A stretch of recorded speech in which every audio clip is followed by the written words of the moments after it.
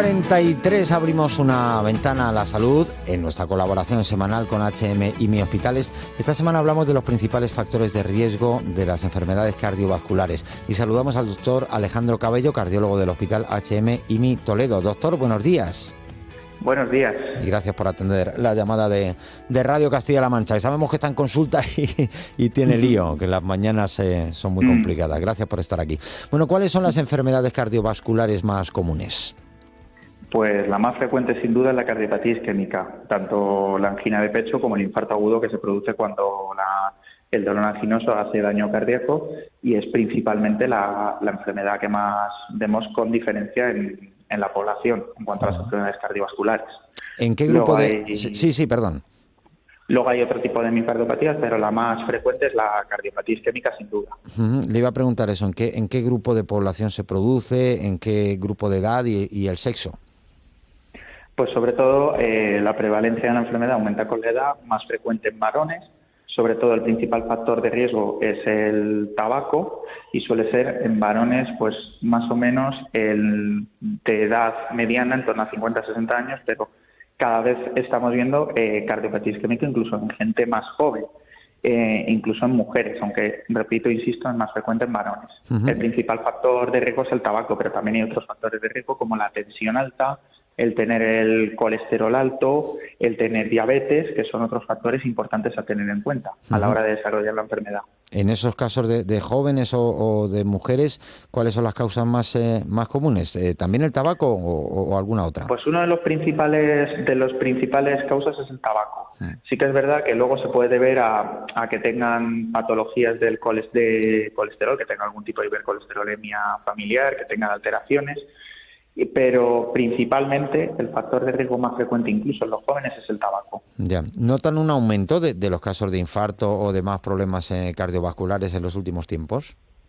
Sí, van aumentando, cada vez hay más población, la población envejece. Obviamente también otro factor a tener en cuenta es que con la edad avanzada también aumenta, la prevalencia es más frecuente, pero estamos viendo que cada vez hay más enfermedades cardiovasculares. También es verdad que es significativamente notable que se ha aumentado la esperanza de vida, cada vez atendemos más pacientes y, por tanto, diagnosticamos más enfermedades.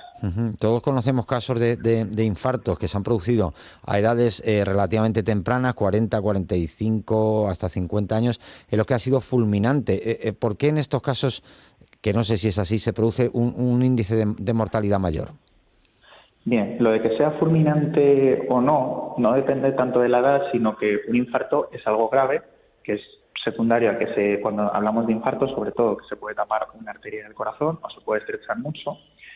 La gente muere por las complicaciones que son de un infarto, porque un infarto causa cicatrices, se pueden generar arritmias, que es lo que puede producir una parada cardíaca, o se pueden producir algunas otras complicaciones. El músculo se puede adelgazar, el corazón deja de funcionar bien y es lo que lleva a la muerte en la mayoría de los casos. Ya. ¿Cuáles son las principales formas de prevención? ¿Cómo entrenar a nuestro corazón para que esto no se produzca? Pues lo primero, no fumar, que es el principal factor de riesgo, y lo segundo, controlar el resto de factores de riesgo cardiovascular, tener una tensión bien controlada, tener unos niveles de colesterol en sangre adecuados y de otras proteínas, controlar el azúcar, realizar actividad física, que también nos va a ayudar todo esto. Serían las principales formas de prevención. ¿Cómo se puede identificar un infarto y qué es lo primero que hay que hacer?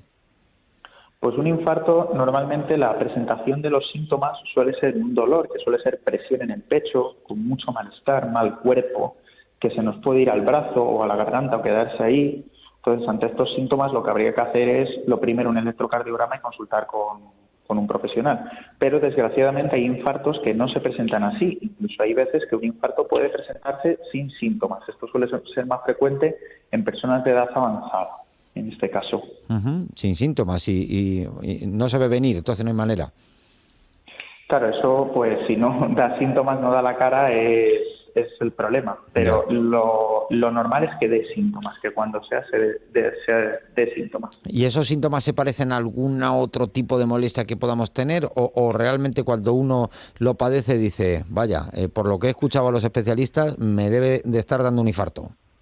No, estos síntomas pueden ser de un infarto, ¿vale? Que es siempre decimos nosotros que lo más grave es eso, lo más grave que puedes tener con esos síntomas. Pero hay gente que refiere esta sintomatología que puede ser a dolor, a otro tipo de dolor. Por ejemplo, el dolor del esófago puede ser un dolor muy parecido al infarto y hay veces que lo simula.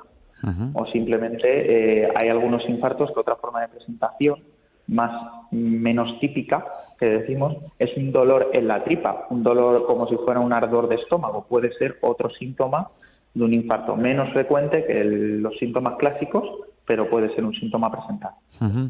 Bueno, pongámonos en un paciente que ha tenido una enfermedad cardiovascular o que ha tenido un infarto. ¿Cuáles son los tratamientos más habituales y cómo han evolucionado en los últimos tiempos?